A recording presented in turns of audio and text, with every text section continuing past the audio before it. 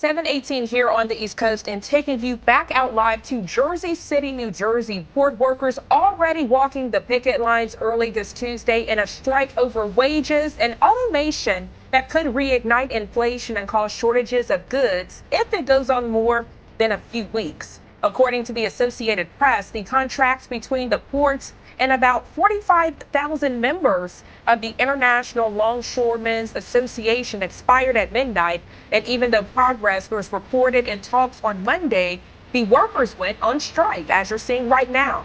The strike, affecting 36 ports, is the first by the union since 1977. So let's hop into it, okay?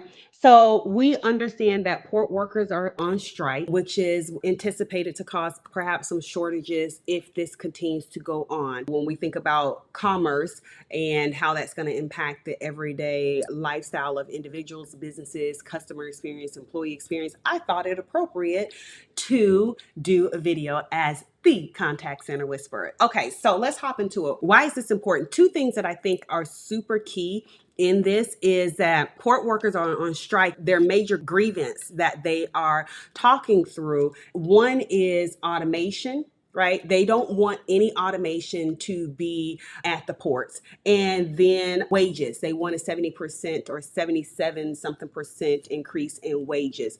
So these two things stand out to me as really, really important because the first of the two, while they're saying wages, the real crux, if you listen to any of the reporting on this, is around automation. Port workers are saying, hey, we don't want any automation in here because we don't want our jobs replaced, so forth and so on. And so, what can we learn from this as employers, businesses, in the contact center space, outside of the contact center space, in any industry?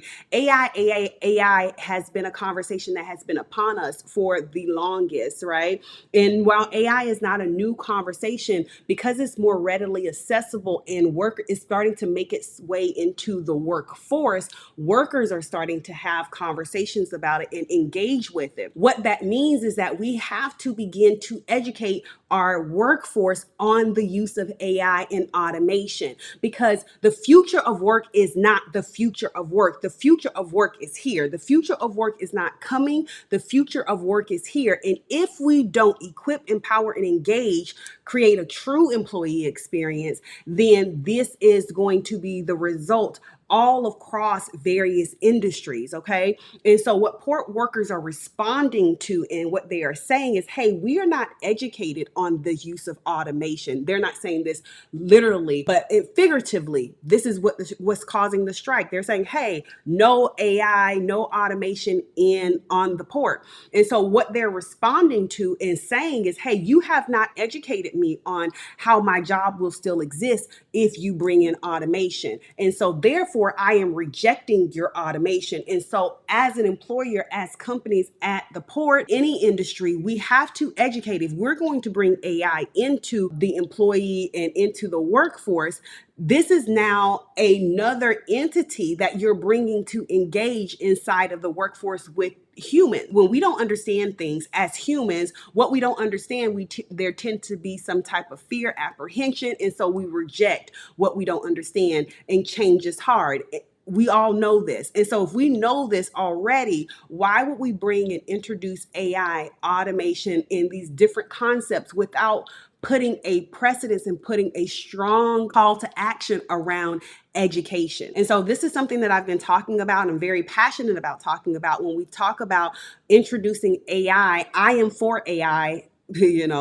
So let's just get that out of here. I am for AI. I'm for technology. I'm for automation. I believe that when we use it appropriately in context, then it makes our lives easier. It makes us faster. It makes us smarter. And it allows us to just get much more done, improving our quality of life. So, period, if you want to know how I feel about it. However, that being said, I think anything that is just released and put into environment without confines and without education and without guardrails and left unchecked can cause issues, right? And this is what we're seeing as a result as the port workers are striking. They're basically responding in so many words, because the other thing about this video that I thought was super interesting is that you heard the reporter say that there were negotiations and talks that have started. However, the port workers have rejected them. The talks that has started has been actually around wages. Hey, we'll give you a 50% increased wage over the next 5 years.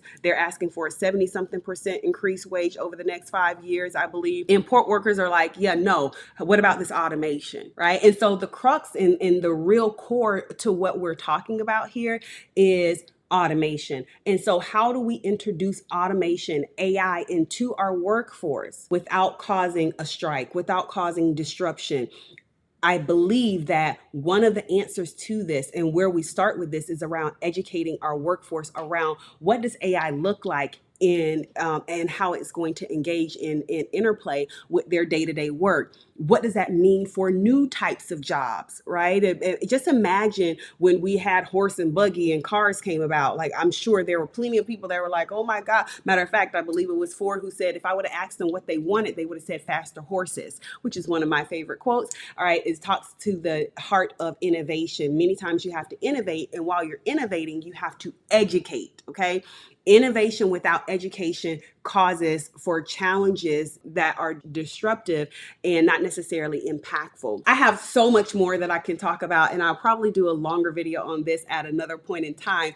But until then, okay, make sure that if you're introducing AI and automation into your workforce, whether that is in the contact center space, in your small business, in your large business, medium enterprise business, it doesn't matter, right? If you're introducing AI and automation, that with that comes the responsibility to educate, okay? 3 E's I want you to remember: equip, which is about skilling. So we should be skilling our employees and equipping them, educating them on what this looks like, how to work with the AI, how to work with automation, and what does that mean for new skill sets that they will need to develop in order to stay cutting edge.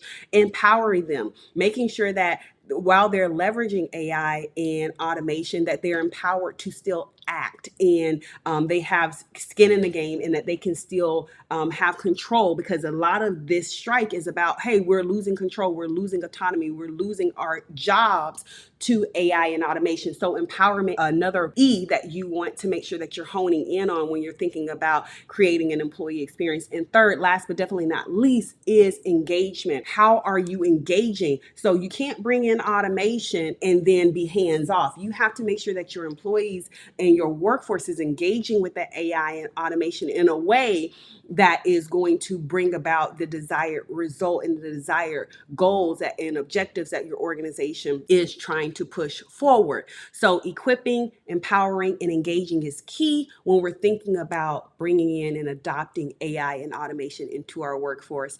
I hope that this was helpful. Until next time, you already know what to do. Go be great, and let's make impact. See y'all soon. Bye.